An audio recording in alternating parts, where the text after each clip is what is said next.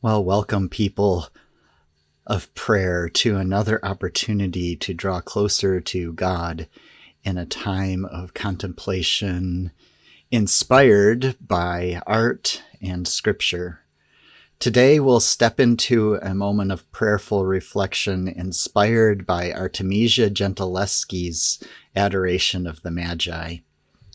This painting beautifully captures the story we find in Matthew's Gospel, a story of seeking, honoring, and offering gifts to Christ. Gentileschi was one of the most remarkable artists of her time. Wikipedia notes that in an era when few women had opportunities to pursue artistic training or work as professional artists, Gentileschi was the first woman to become a member of the Academy of the Art of Drawing in Florence. This artist was known for her portrayals of women as powerful agents in and of themselves, which we'll see in her depiction of Mary. It is this impressive painter that invites us into the encounter between the Magi and Christ.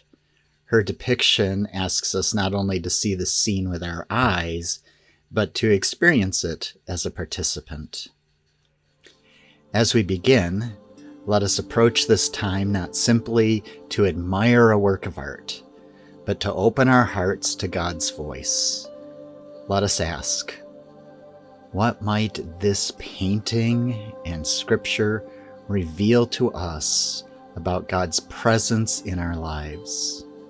What gifts might we offer in response to God's call?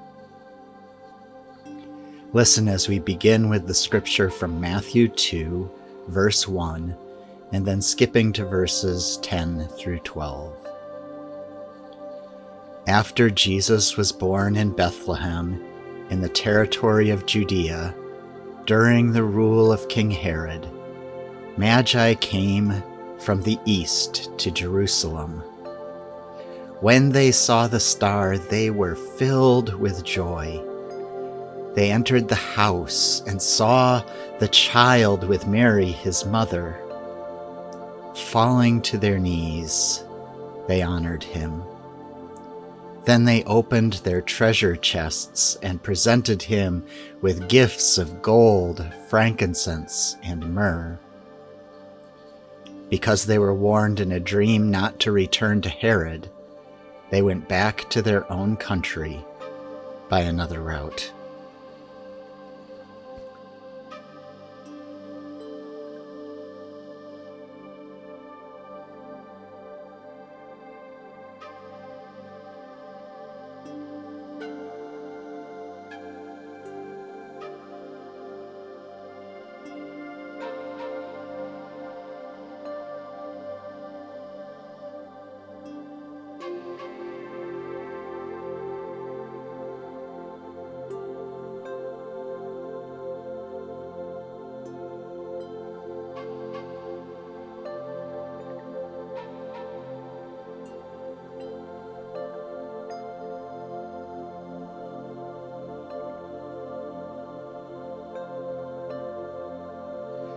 Let us look at the painting more closely.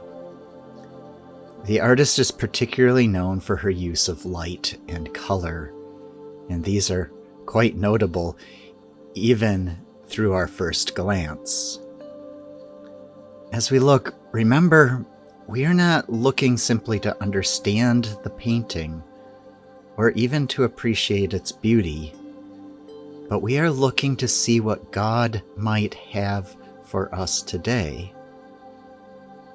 Ask yourself, what image suggests something important to my life today? What captures not only my eye, but my soul, and begs me to pay attention to it?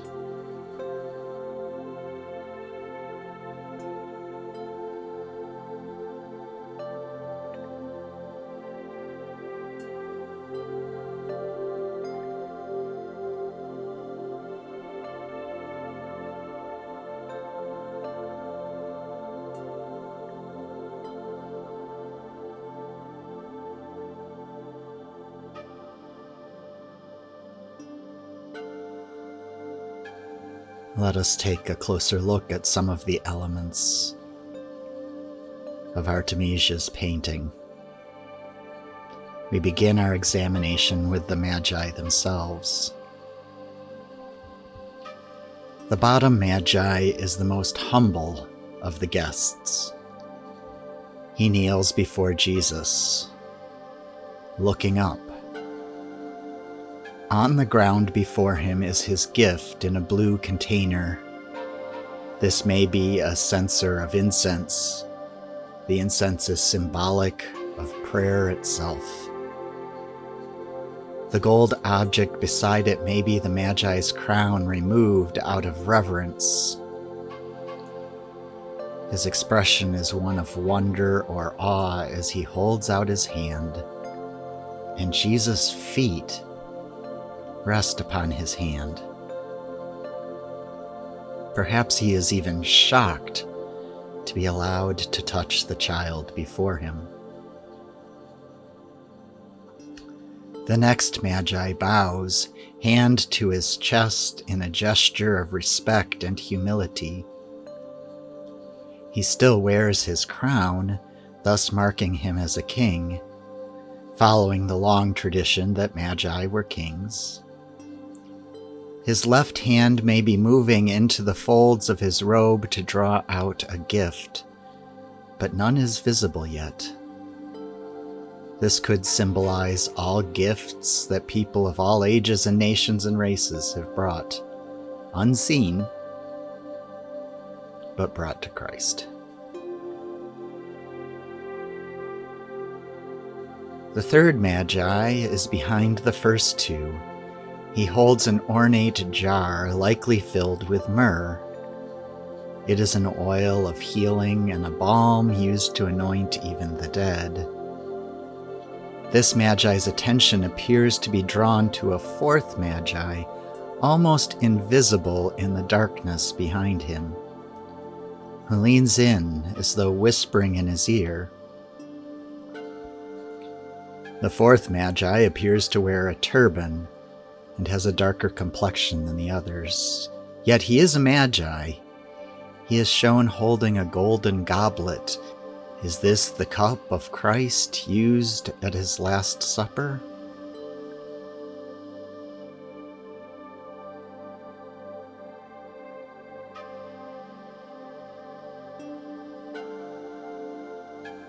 The artist has given us more than 3 Magi. In fact, there's perhaps even a 5th with just the top of his head peering over the 4th, or perhaps I am imagining it and it is only a hill or a building. Whatever the case, the artist has given us at least 4 Magi.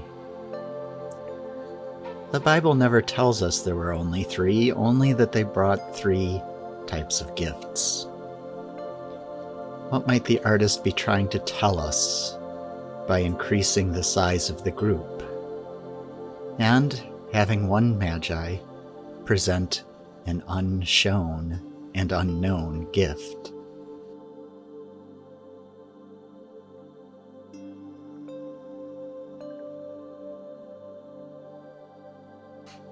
Far in the distance we see the star, their guide on their travels, breaking through the clouds and shining a ray toward the place of Jesus' birth.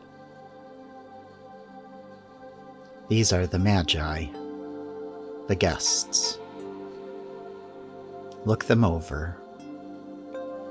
Is there something in the artist's presentation of them that begins to speak to you?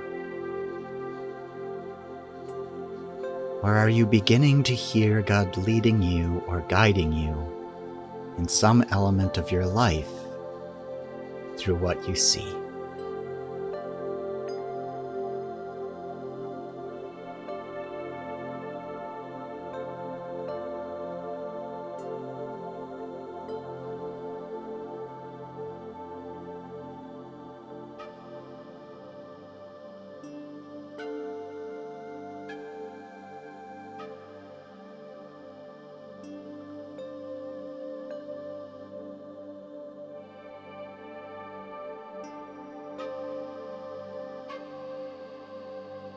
Let's return to the scripture. Listen for God's continued leading and guiding. Perhaps a word or phrase will particularly catch your imagination. After Jesus was born in Bethlehem, in the territory of Judea, during the rule of King Herod, Magi came from the east to Jerusalem. When they saw the star, they were filled with joy. They entered the house and saw the child with Mary his mother. Falling to their knees, they honored him. Then they opened their treasure chests and presented him with gifts of gold, frankincense, and myrrh. Because they were warned in a dream not to return to Herod, they went back to their own country by another route. As you think about the words of that scripture, what does God seem to be calling you to do in response? Is there a leading or guiding which suggests an action on your part?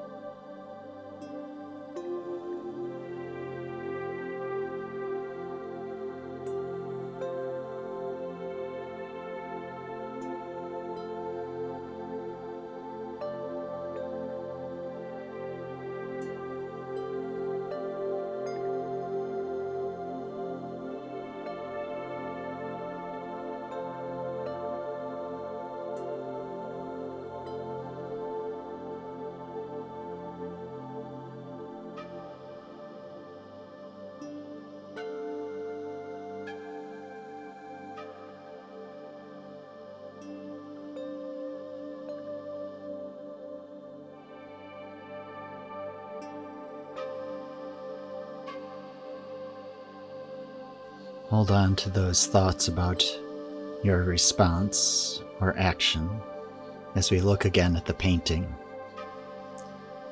In our first look at the painting, I drew our attention to the Magi, but this time let's look at the other side of the painting. There is Joseph, watching from the background. He is not a young man. Lines mark his face. His hair and beard are gray. His expression seems calm, accepting these strangers with grace. He projects a quiet faith in unexpected circumstances. In front of him is Mary. She tilts her head and her eyes are closed as if she is contemplating all that is before her. But she is not daunted by the social status of those before her. Rather, she holds forth in her hands the child she has born, placing him at the center of their attention. It is as though she is saying, "Look and see the one who is truly King of Kings and Lord of Lords." As if to accentuate that, Artemisia has given only Jesus a halo, as if he is the source of the light here. In addition, the infant Jesus has his arms spread almost in a gesture of blessing. Perhaps this is what shocks the kneeling Magi.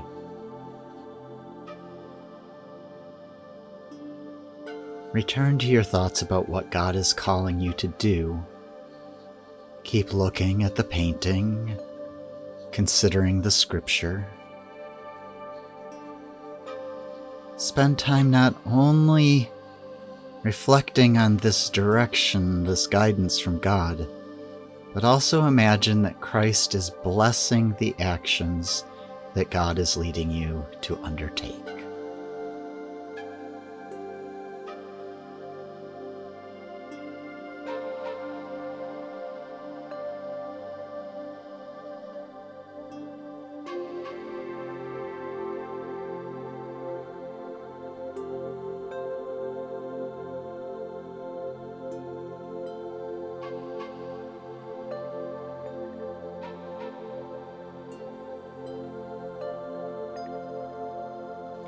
What are your thoughts?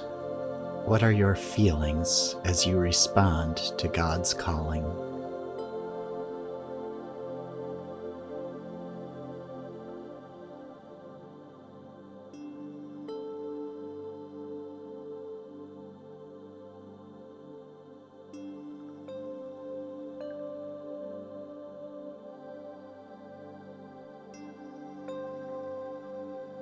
What journey of discovery might this call lead you on?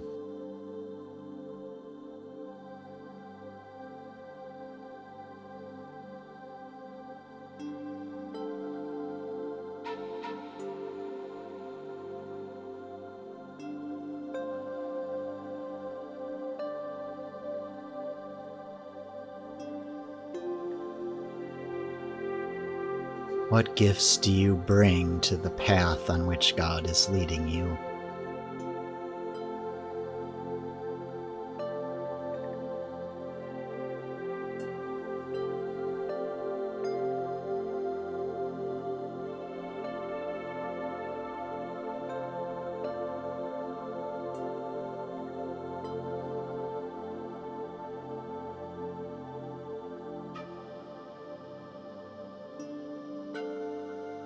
What talents or services do you offer?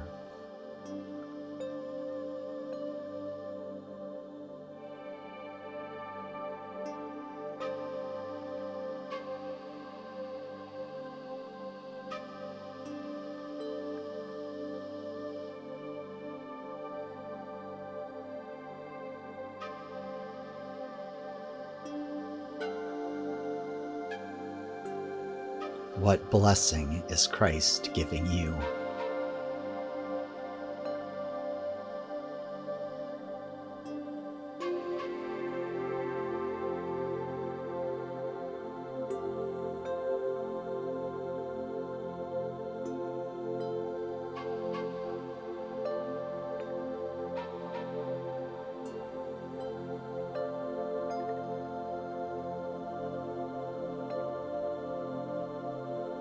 Talk with God about these things.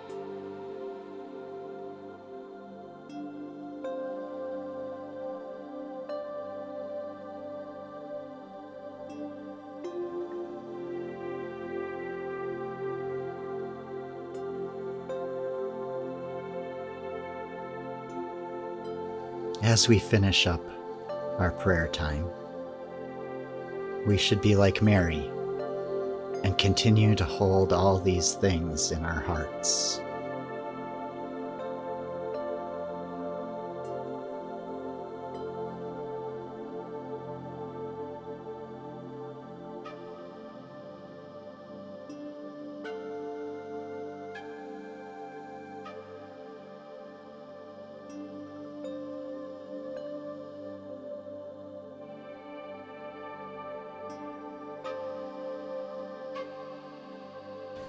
Thank you again for participating in this time of prayer. It's always amazing to consider what gifts we bring and how God is willing and able to use them in our journey of life. I pray that you would continue to think about these things as you reflect on the actions and directions that God is leading you in your life. And don't forget, Christ is blessing you along the way. And please join with us again next week as we continue to develop our relationship with God through a depth of prayer inspired by art and scripture.